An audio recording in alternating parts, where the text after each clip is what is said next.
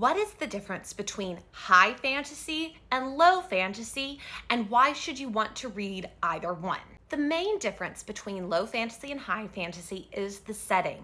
A high fantasy book is going to have its own world. We're talking its own magic system, we're talking its own creatures, its own peoples, its own languages, all of it. It's its own world. It is not Earth, or at least it's not the Earth that we know. Low fantasy setting is typically something we can understand. It's something set on Earth.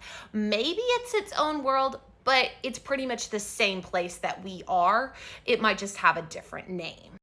Some examples of high fantasy are Game of Thrones, the Hurricane Wars, and the Priory of the Orange Tree. An example of low fantasy would be Harry Potter, Percy Jackson, A Discovery of Witches.